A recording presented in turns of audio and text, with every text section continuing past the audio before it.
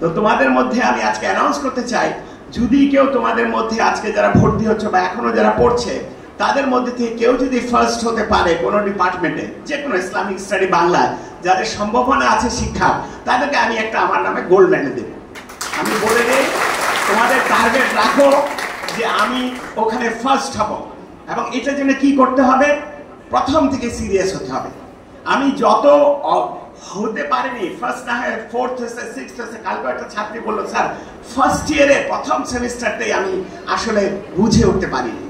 সেই জন্য আমি প্রথম সেমিস্টার থেকে বলবো তোমরা সিরিয়াস থাকবা।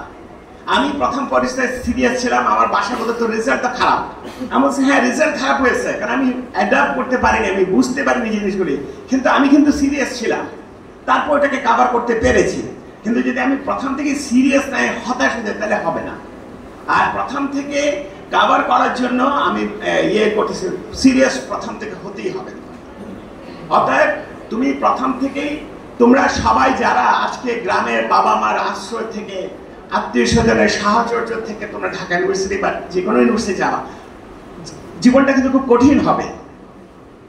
একা একা অনেক কিছু হবে, তোমাদের ডিরেল হওয়ার অনেক সুযোগ থাকবে, অনেক বান্ধবী থাকবে, অনেক কিছু বলবে, অনেক বন্ধু থাকবে যারা তোমাদের পলিটিক্সে নিতে চাবে, কেউ ড্রাগ এডিক্ট নেবে, কেউ অন্য কিছুতে নিতে চাবে। সেখান থেকে সাবধান থাকবে।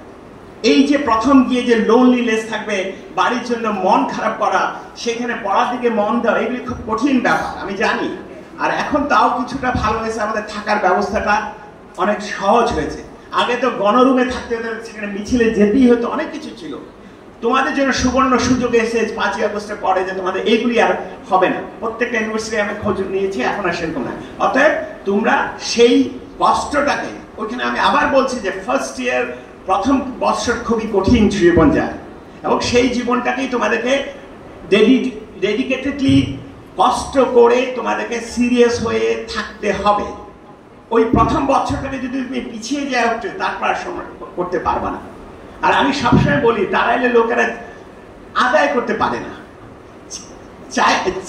কিছু চেন আদায় করতে পারে না। কারণ আমরা ঢাকা ইউনিভার্সিটি আছে, আমি আজকে দেখছি ঢাকা ইউনিভার্সিটি কেউ কখনো আমার কাছে আসেনি স্যার এই সমস্যা হচ্ছে, খুঁজে বের করে যে তারাইলে কোনো শিক্ষক আছে নাকি তার কাছে যাবে। কারণ আমি কিন্তু বিশ্ববিদ্যালয়ে একটা ভালো পজিশন ছিলাম, আমি যাই বলি শিক্ষক হিসেবে আমার নাম আছে, আমার ইনফ্লুয়েন্স আছে, সবই আছে। কিন্তু তারাইলে কোনো ছেলে মেয়ে আমার কাছে কখন আসে, স্যার এই প্রবলেম আছে, আমি হোস্টেলের সিট পাচ্ছি। কিন্তু অন্যরা কিভাবে জানে, অন্য সোর্সে, আমার আত্মীয় না, আমার পরিচয়দেরই একজন হয়তো খুলনাতে নিয়ে আসলো, ফার্স্ট ইয়ারে দূরের থেকে আসছে, ওর বাবা চলে আসলো, বললো যে আমি তো স্যার সিট পাচ্ছি না, আপনি কিছু বলে দিতে পারেন। হয়তো আমি বলাতে হয়েও গেছে, কিন্তু আমি তারাইলে যারা আছে কেউ কখনো এইভাবে আসে।